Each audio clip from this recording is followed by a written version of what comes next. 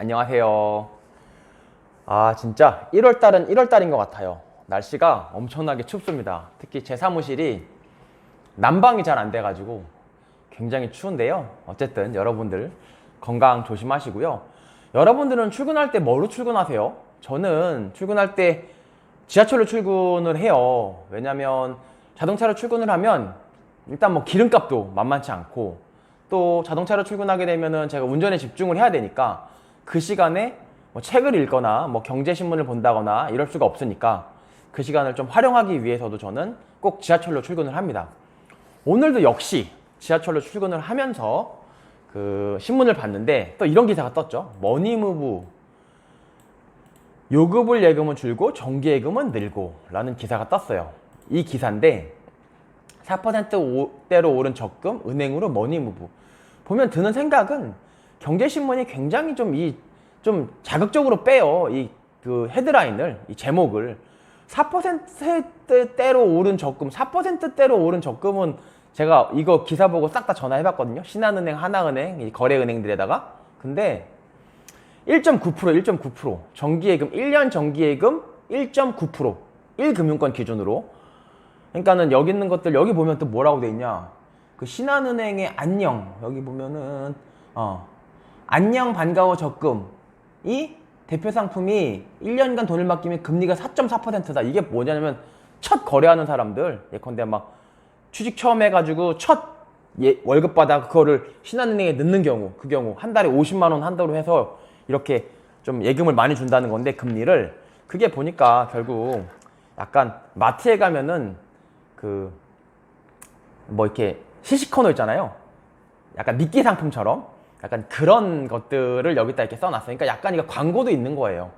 광고도 있으니까 이런 거 읽어보실 때는 반드시 은행에 직접 전화해서 상품이 도대체 뭐 얼마짜리를 1년에 한 달에 50만 원 맡기는 거는 이율이 4%여도 의미가 없어요. 너무 돈이 작으니까. 그러니까 결국은 첫 이제 급여 받는 직장인들 손님 잡으려고 미끼 상품으로 내놓은 그런 성격들이 많거든요. 그러니까 직접 전화해서 물어보시는 게 가장 좋고, 제가 전화해 봤더니 1.9%, 그렇게 많이 아직은 올라가지 않았어요. 근데 한 가지 확인한 거는 그저께 이제 한국은행에서 1.0%에서 1.25%로 이제 기준금리를 올렸잖아요.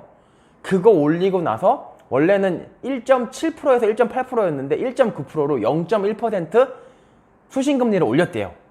그러니까는 한국은행의 기준금리 올린 게 은행에도 영향을 미치고 있는 건 맞아요. 하지만 1.9% 아직도 금리가 좀 싸다는 생각은 지울 수 없고, 다만 그럼에도 불구하고 중요한 거, 왜 중요하냐면요, 지금 뭐라고 그래요. 이게 정기예금이 들고 있어요. 여기 보면 같은 기간, 제일 중요한 거, 이 기사가 여기 이렇게 있잖아요. 이렇게 많이 있지만 제일 중요한 거 이거 한 줄이에요. 같은 기간 요금을 예금은 7조 6,982억 원 줄었는데 대기성 자금이 정기예금에 일부 편입된 것으로 파악된다. 이게 제일 중요해요.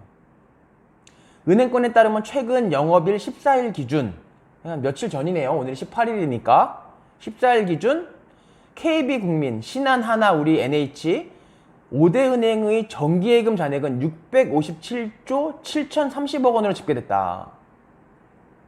지난해 말과 비교해 약 보름 만에 2조 7,671억 원이 불어났다. 2조가 불어났는데, 많이 불어난 건데, 같은 기간 요금을 예금은 7조 6,982억 원으로 줄었다.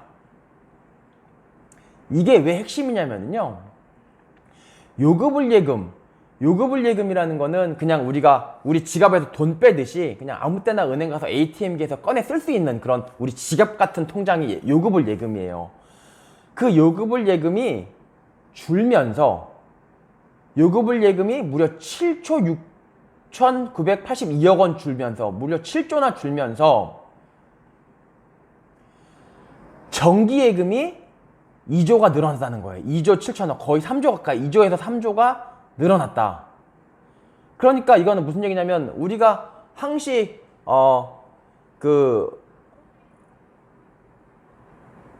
지갑에서 돈을 빼서 지갑에서 돈을 넣고 우리가 지갑처럼 쓸 수 있는 통장에서 돈이 나와서 지갑처럼 쓸 수 없는 금고, 다시 말해서 은행 금고, 돈을 빼려면 위약금을 물어야 된다든지, 정기예금이라는 게 1년 동안 맡겨놔. 너 1년 이전에 찾아가면 너 위약금 내야 돼. 그게 정기예금이거든요. 함부로 못 빼가게. 왜냐면 은행 입장에서도 1년 동안은 자기가 마음 놓고 쓸 수 있다는 걸 전제하에 금리를 조금 더 주는 거니까요. 함부로 빼가지 못하게. 함부로 빼가지 못하는 은행 금고로 요금불 예금인 우리 지갑 같은 거, 지갑에서 은행 금고로 돈이 들어갔다는 얘기예요. 그게 그럼 왜 중요할까요? 우리는 돈을 쓸 때 일단 지갑으로 옮겨와서 돈을 쓴단 말이에요. 아파트를 살 때도 마찬가지고, 하다못해 무슨 뭐 빌라를 살 때도 마찬가지예요. 그런데 지갑에서 돈이 빠져서 은행 금고로 들어가서 함부로 꺼낼 수 없다? 그거는 당장 뭔가를 사지 않겠다는 거예요.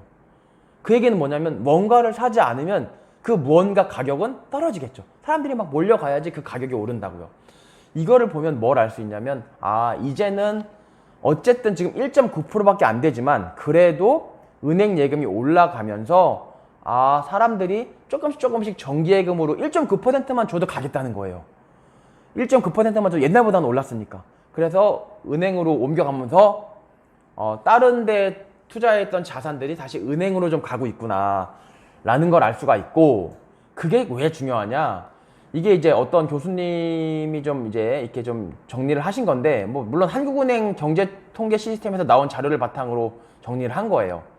이거 보면 이 빨간 선이 M2분의 M1이에요. 아까 제가 M2 이게 은행 금고, 한번 들어가면 나오기 어려운 거. M1은 우리 지갑, 요금불 예금, ATM에서 맨날 뺏쓰는 거 있잖아요. 그게 M1이란 말이에요.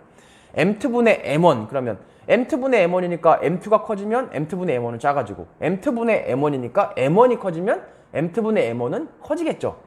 근데 그 가격이랑 서울 아파트 가격 지수랑 같이 움직인다는 거죠. 그거를 이렇게 그래프로 나타낸 건데, 이거 보시면 우리가 지금 2019년 10월까지 나와 있는데 지금 2022년이니까 계속 이 빨간 선이 올라갔어요.